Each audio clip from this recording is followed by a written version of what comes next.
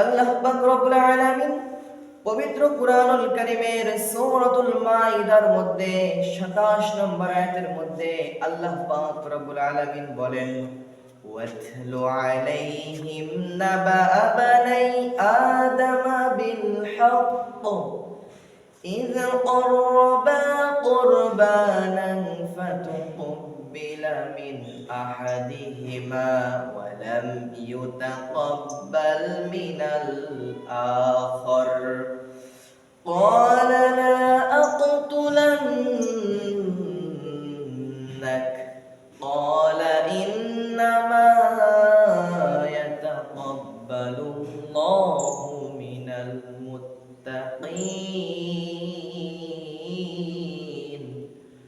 আল্লাহ পাক রব্বুল আলামিন এই আয়াতের মধ্যে কি নির্দেশনা, কি বার্তা মুমিনদের জন্য দিয়ে দিলেন, কি বার্তা আল্লাহর বান্দাদের জন্য দিয়ে দিলেন, জানার দরকার আছে না নাই?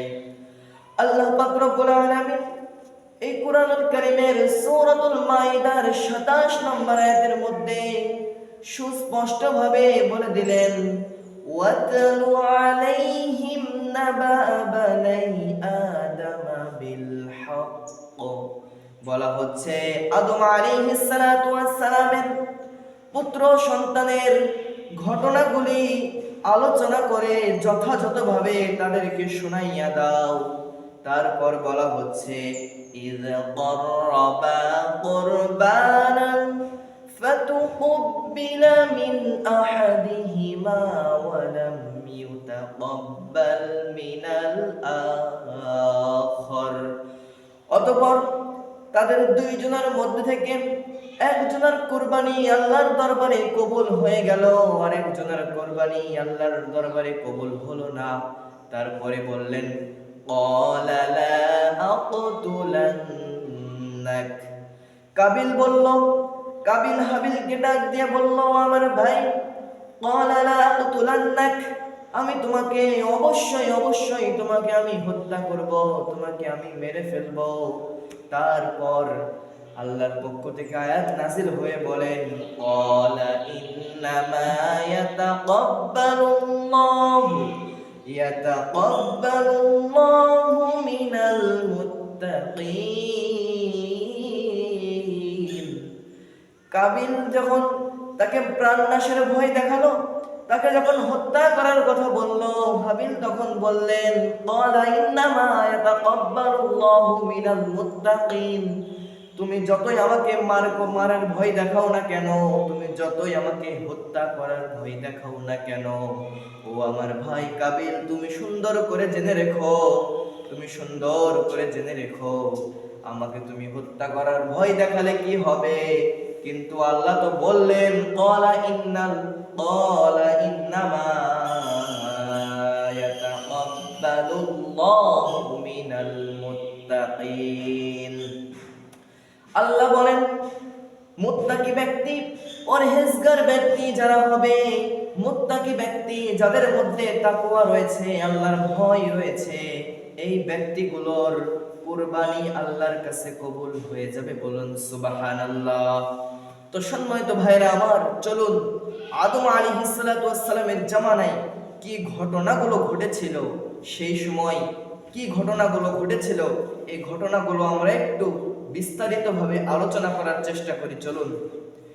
আদম আলাইহিস সালাতু ওয়াস সালাম, তাকে আল্লাহর পক্ষ থেকে অর্ডার দেওয়া হলো, আল্লাহর পক্ষ থেকে আদেশ করা হলো।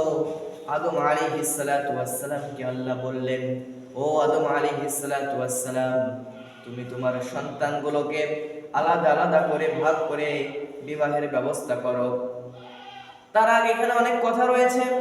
কথাগুলি হলো, আদম আলাইহিস সালাতু ওয়াস সালাম এবং মাতা হাওয়া আলাইহিস সালাতু ওয়াস সালাম যখন আরাফার ময়দানে একসঙ্গে সম্মিলিত হয়ে গেল, সম্মিলিত হওয়ার পরে আদম আলাইহিস সালাতু ওয়াস সালামের স্ত্রী, আদম আলাইহিস সালাতু ওয়াস সালামের স্ত্রী মাতা হাওয়া আলাইহিস সালাতু ওয়াস সালামের গর্ভে, প্রথম গর্ভে 2টি সন্তান আল্লাহ দান করেন। কয়টি?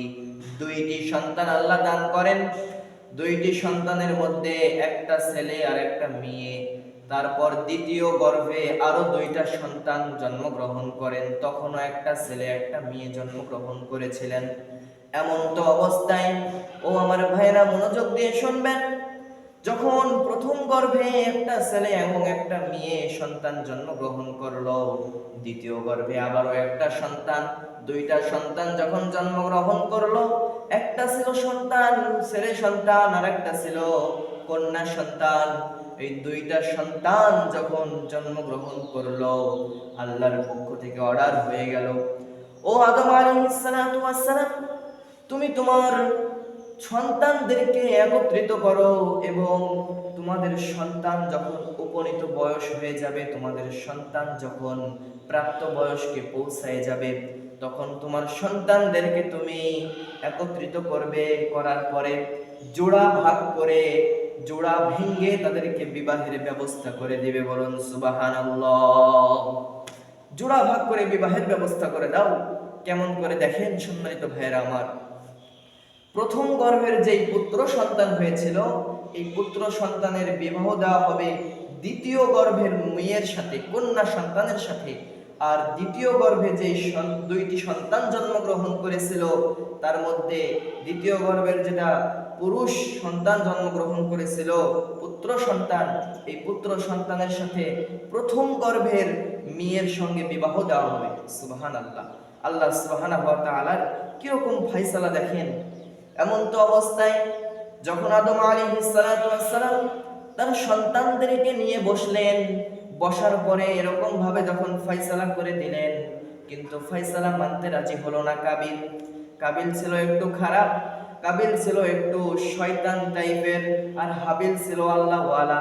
কাবিলের কাছে যখন হাবিল এবং কাবিলের কাছে যখন এইরকম ফয়সালা প্লেস করা হলো, এমন তো অবস্থায় কাবিল তখন এই ফয়সালা মেনে নিতে রাজি হলো না, এই ফয়সালা তিনি প্রত্যাখ্যান করে দিল। এমন তো অবস্থায় ও আমার ভাইরা মনোযোগ দিয়ে শুনবেন, হাবিল ও কাবিল, এটা নড়ে যাচ্ছে, হাবিল ও কাবিল যখন এই ফয়সালা দেওয়া হলো তাদের সামনে, ফয়সালা দেওয়ার পরে তখন কাবিল এই ফয়সালা মেনে নেওয়ার জন্য প্রস্তুত হলো না। এই ফয়সালাটা তিনি প্রত্যাখ্যান করে দিল। প্রত্যাখ্যান করে দেওয়ার পরে তিনি সুন্দর করে বললেন, আমি এই ফয়সালা মানতে রাজি না। সঙ্গে সঙ্গে আল্লাহর পক্ষ থেকে অর্ডার চলে আসলো, আল্লাহর পক্ষ থেকে হুকুম জারি হয়ে গেল যে তোমার 2 সন্তানকে কুরবানি করার আদেশ দাও। তোমার 2টি সন্তান কুরবানি করবে। কুরবানি করার পরে যার কুরবানি কবুল হয়ে যাবে, তার সঙ্গেই সেই সুন্দরী মহিলাটাকে বিবাহ দেওয়া হবে। সম্মানিত ভাইরা আমার, এর মাঝখানে কিছু কথা একটু বাকি রয়ে গেছে, এই কথাগুলো আপনাদেরকে জানার দরকার আছে না নেই? কথাগুলি হলো, প্রথম গর্ভে যেই পুত্র সন্তান আর কন্যা সন্তান জন্মগ্রহণ করেছিলেন, 1 নম্বর সন্তান, যে সন্তান হচ্ছে হাবিল, হাবিলের সঙ্গে লৌজা নামে এক সন্তান, কন্যা সন্তান জন্মগ্রহণ করেন, এবং কাবিলের সঙ্গে আকলিমা নামক একটা কন্যা সন্তান জন্মগ্রহণ করেন। এই 2 জন বোনের মধ্যে আকলিমা বোনটা দেখতে অনেক সুন্দর ছিল, রমণী ছিল, যার কারণে আকলিমাকে নিয়ে কাবিল টানাটানি করছিল। আর কাবিলের মনের কথা ছিল যে যেরকম ভাবে আমার কাছে, আমার গর্ভে, একই গর্ভে থেকে আকলিমা আর আমি একই গর্ভে জন্মগ্রহণ করেছি, যার কারণে আমরা একই সঙ্গে বিবাহ করব, কিন্তু আপনি এরকম ভাবে আলাদা আলাদা করে দিলেন কেন?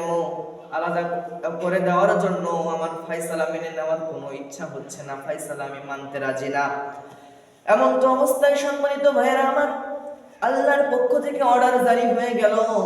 আদম আলাইহিস সালাতু ওয়াস সালামকে বলল, ও আদম আলাইহিস সালাতু ওয়াস সালাম, তুমি তোমার সন্তানদেরকে কুরবানি করার জন্য আদেশ দাও। যার কুরবানি কবুল হবে সেই ছেলেটাই, সেই পুত্র সন্তানই আকলিমা সুন্দরী মহিলাকে, সুন্দরী বোনকে বিয়ে করবে। এমন তো অবস্থায় কুরবানির প্রস্তুতি শুরু হয়ে গেল। হাবিল ও কাবিল 2 জনে কুরবানির প্রস্তুতি নিয়ে নিল। হাবিল তিনি পশু পালন করতেন, তিনি তার বিশাল একটা পশুর খামার ছিল, তিনি পশু লালন পালন করতেন। তার পশু পালনের মধ্যে থেকে সুন্দর একটা ছাগল তিনি নিয়ে গিয়ে পাহাড়ের উপর রেখে আসলেন কুরবানি করার জন্য। কাবিল তখন তার পশুপালন করার কোনো ইচ্ছা ছিল না, পশুপালন করার মতো কোনো সাধ্য ছিল না। কাবিল তিনি কৃষি কাজ করতেন, তার কৃষি কাজের কিছু পণ্য নিয়ে গিয়ে পাহাড়ের উপর রেখে আসলেন। গম ও শাকসবজি তরকারিগুলো নিয়ে গিয়ে কাবিল পাহাড়ের উপর রেখে আসলেন। এইরকম করে দুই ভাই হাবিল ও কাবিল যখন পাহাড়ের উপর নিয়ে গিয়ে হাবিল পশু রেখে আসলেন, ছাগল রেখে আসলেন, আর কাবিল তার কৃষিজাত থেকে কিছু পণ্য নিয়ে গিয়ে পাহাড়ের উপর মিনা পাহাড়ের উপর রেখে আসলেন। রেখে আসার পরে আল্লাহর পক্ষ থেকে, আকাশ থেকে, আসমান থেকে অগ্নিস্ফুলিঙ্গ এসে, আগুন এসে যার কুরবানি আগুন দিয়ে ভস্ম করে দেওয়া হবে, যার কুরবানি পুড়িয়ে দেওয়া হবে, মনে করে নিতে হবে তার কুরবানি আল্লাহর রাস্তে কবুল আর মঞ্জুর হয়ে গেছে। এমন তো অবস্থায় দুই ভাই যখন কুরবানি রেখে চলে গেল, আল্লাহর পক্ষ থেকে, আসমান থেকে অগ্নিস্ফুলিঙ্গ এসে, আগুন এসে হাবিলের কুরবানি পুড়িয়ে হাবিলের কুরবানি কবুল আর মঞ্জুর করে নিলেন। বলুন সুবহানাল্লাহ। সম্মানিত ভাইরা আমার, আপনাদেরকে বোঝানোর জন্য কোরআন থেকে এই ঘটনাটি বললাম। আসমান থেকে আগুন এসে, অগ্নিস্ফুলিঙ্গ এসে হাবিলের কুরবানি অর্থাৎ পশু বর্কি ছাগল পুড়িয়ে তার কুরবানিটা কবুল করে নেওয়া হলো।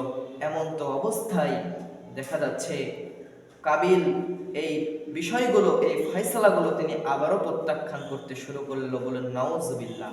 কারণ তিনি খারাপ মন মাইন্ডের একটা মানুষ ছিলেন, যার কারণে তিনি এই ফয়সালাও মেনে নিতে রাজি হলেন না। সঙ্গে সঙ্গে আল্লাহর পক্ষ থেকে আয়াত নাযিল হয়ে গেল।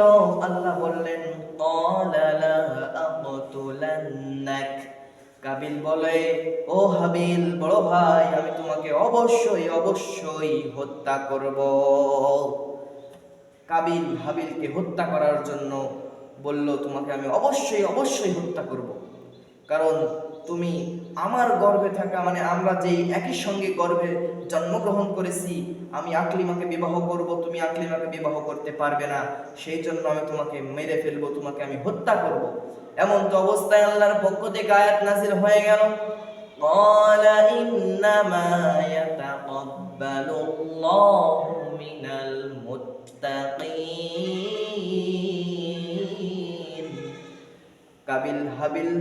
কাবিল যখন বলে দিল তোমাকে আমি হত্যা করব, হাবিল তখন বলে দিল তুমি হত্যা করে কোনো লাভ নাই। আল্লাহ যাকে চাই, যার অন্তরের মধ্যে তাকওয়া দেখে, যার অন্তরের মধ্যে পরিষ্কারতা দেখে, তার কুরবানি কেবলমাত্র কবুল হয়ে যায়। বলুন সুবহানাল্লাহ। যার মধ্যে তাকওয়া রয়েছে, যার মধ্যে আল্লাহর জ্ঞান রয়েছে, যার মধ্যে আল্লাহ ভীরুতা, রাসূল ভীরুতা রয়েছে, তার মধ্যেই তার কুরবানিটাই আল্লাহর কাছে কবুল হবে, গ্রহণযোগ্য হবে। বলুন সুবহানাল্লাহ। সম্মানিত ভাইরা আমার, সামনে কুরবানি ঈদ চলে আসছে। কুরবানি আমাদেরকে দিতে হবে, যাদের সামর্থ্য রয়েছে তাদেরকে কুরবানি অবশ্যই অবশ্যই দিতে হবে।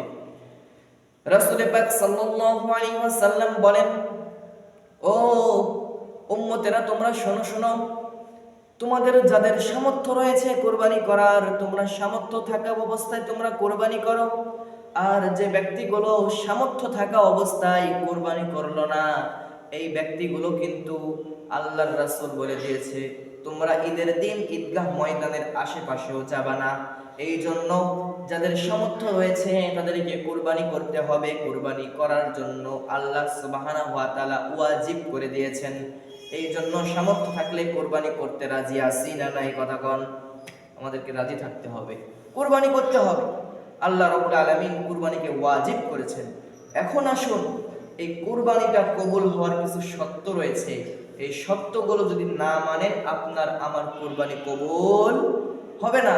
এক নম্বর শর্ত হলো, যদি কোনো মানুষ নিয়াত ঠিক না করে, কি না করে? যদি কোনো মানুষের নিয়াত ঠিক না থাকে, যদি কোনো মানুষের নিয়তের মধ্যে দুই নম্বরই থাকে, যদি কোনো মানুষের নিয়তের মধ্যে গড়মিল থাকে, তাহলে ওই ব্যক্তির কুরবানি আল্লাহর কাছে গ্রহণযোগ্য হবে না। ওই ব্যক্তির কুরবানি আল্লাহর কাছে কবুল হবে না। এই জন্য রাসূলুল্লাহ সাল্লাল্লাহু আলাইহি ওয়াসাল্লাম বলেন, ইন্নামাল আ'মালু বিন্নিয়াত, তোমাদের সমস্ত কাজ নির্ভর করবে আমলের উপর, নিয়তের উপর। কিসের উপর? তোমাদের সমস্ত আমল নির্ভর করবে নিয়তের উপর। এই জন্য আমাদেরকে নিয়ত ঠিক করতে হবে। নিয়ত ঠিক করে তারপরে আমরা কুরবানি করব, তাহলে আমাদের কুরবানি কবুল হয়ে যাবে। 2 নম্বর শর্ত, ইখলাসের সাথে কুরবানি দিতে হবে। কিসের সাথে? ইখলাসের সাথে কুরবানি দিতে হবে। ইখলাস মানে কি?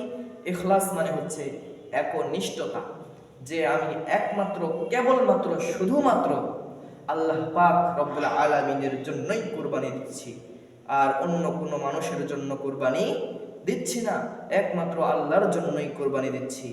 এই জন্য আল্লাহ রাব্বুল আলামিন বলেন, ইন্না সলাতি ওয়া নুসুকি ওয়া মাহইয়ায়া ওয়া মামাতি লিল্লাহি রাব্বিল আলামিন। ইন্না সলাতি ওয়া নুসুকি ওয়া মামাতি লিল্লাহি রাব্বিল আলামিন। আল্লাহ বলেন, আমার নামাজ, আমার রোজা, আমার হজ, আমার যাকাত, আমার কুরবানি সবকিছুই আল্লাহর জন্য। কার জন্য? সবকিছুই আল্লাহর জন্য। সবকিছু আল্লাহর জন্য হওয়াই দরকার। এই জন্য 2 নম্বর শর্ত হলো ইখলাসের সাথে, একনিষ্ঠতার সাথে কুরবানি দিতে হবে, তাহলেই আপনার আমার কুরবানি কবুল হয়ে যাবে। তাহলে আমরা এভাবে একনিষ্ঠতার সঙ্গে যদি কুরবানি দিতে পারি, তাহলে আল্লাহ সুবহানাহু ওয়া তাআলা আমাদের কুরবানি কবুল করে নেবে। সম্মানিত ভাইরা আমার, কথা আর বাড়াবো না, সময় শেষ। আমি তাহলে আলোচনার সমাপ্তি পূর্বে চলে যাচ্ছি। তাহলে আমি 2টা মাসআলা বলে আজকের আলোচনা শেষ করে দেব ইনশাআল্লাহ। মাসআলা নাম্বার 1, যদি কোনো মানুষ 60টি ভাগ, অর্থাৎ 7 জনে একটা গরু কুরবানি দেওয়ার জন্য ক্রয় করেছেন, অর্থাৎ ক্রয় করেছেন, কিন্তু 7 জনের মধ্যে থেকে একজনের নিয়তের মধ্যে একটু ত্রুটি আছে, একজনের নিয়তের মধ্যে একটু ভুল আছে, তাহলে কিন্তু বাবা 7 জনের মধ্যে একজনের নিয়তের ত্রুটি থাকার জন্য 7 জনের কুরবানি কিন্তু বাতিল হয়ে যাবে। এই জন্য আমরা চেষ্টা করব 7 জনের নিয়ত একরকম যাতে হয়। আল্লাহ সুবহানাহু ওয়া তাআলা আমাদেরকে তৌফিক দান করুক। 2 নম্বর মাসআলা হচ্ছে, মনে করেন কোনো মানুষ বা আপনার পিতামাতা আপনাকে মৃত্যুবরণ করে যাওয়ার আগে, দুনিয়া থেকে যাওয়ার আগে আপনাকে কিছু টাকা পয়সা হাতে দিয়ে বলে গেছে, বাবা আমি মৃত্যুবরণ করার পরে আমার নামে তুমি কুরবানি দিয়ে দিও। যখন আপনাকে এরকম উপদেশ করে যাওয়া হবে, আপনি এই কুরবানি যখন দিবেন, কুরবানি দেওয়ার পরে এখানে একটা মাসআলা রয়েছে। সেই মাসআলাটি হলো, এই কুরবানি দেওয়ার পর গোশ কি আপনি নিজে খাবেন, 3 ভাগে ভাগ করবেন, না কি করবেন?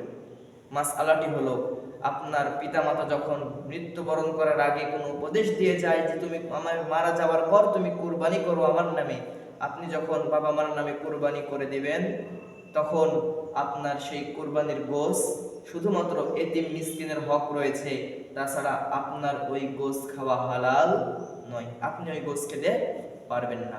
সেই জন্য এই 2টি মাসআলা আমরা বেশি বেশি ভাবে মনে রাখব। তারপর বলা হচ্ছে, কুরবানির গোশ 3টি ভাগে ভাগ করতে হবে। কয়টি ভাগে? কুরবানির গোশ 3টি ভাগে ভাগ করতে হবে। 1 নম্বর ভাগ আপনি আপনার নিজের জন্য রাখবেন, 2 নম্বর ভাগ আপনি আত্মীয় স্বজনের জন্য রাখবেন, 3 নম্বর ভাগ আপনি এতিম মিসকিনদেরকে বিলিয়ে দিবেন। এটা আল্লাহর পক্ষ থেকে আদেশ, তাছাড়া আপনার কুরবানি কবুল হবে না। এই জন্য আল্লাহ সুবহানাহু ওয়া তাআলা আমাদের সকলকে মেনে চলার তৌফিক দান করুক। সকলে বলি আল্লাহুম্মা আমিন। যা আলোচনা করলাম, শুনলাম, আমি সহ আপনারা সহ সকলেই যেন আমল করতে পারি। আল্লাহ সুবহানাহু ওয়া তাআলা আমাকে আপনাকে কোরআন এবং হাদিসের সহিহ বুঝ দান করুক। আল্লাহুম্মা আমিন। ওয়া আখিরু দাওয়ানা আনিল হামদুলিল্লাহি রাব্বিল আলামিন। আসসালামু আলাইকুম ওয়া রাহমাতুল্লাহ।